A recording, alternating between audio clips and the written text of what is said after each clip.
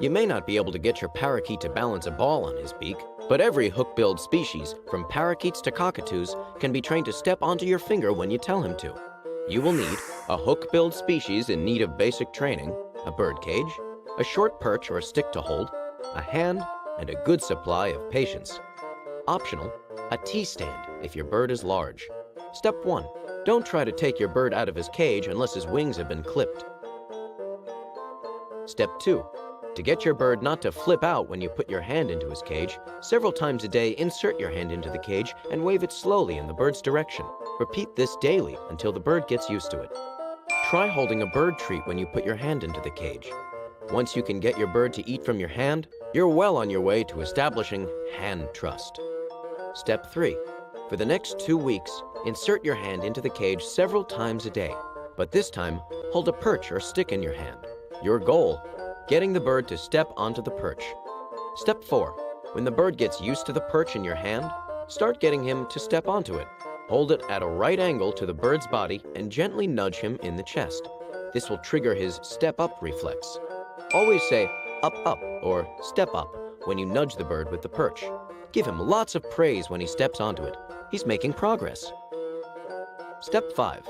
When the bird is comfortable standing on a handheld perch, you can start training him to stand on your hand alone. During each training session, move your hand farther down the perch and closer to the bird. Step 6. After a few days, your bird should assume that a perch comes with a hand attached. So now it's time to up the ante once again. What's next? That's right, your hand without the perch. Step 7. Moving slowly and smoothly and repeating the up, up command, nudge the bird in the chest until he has no choice but to step onto your pointer finger to steady himself. Step 8. Repeat this procedure until the bird has no problem stepping onto your finger and perching there. Step 9. Now you and your feathered friend can begin working outside the cage. With the bird perched on your finger, slowly and smoothly bring him out through the cage door. If you have a large bird, a T-stand will be a helpful training tool when working outside the cage. Practice putting the bird onto the T-stand and taking him off again. Step 10.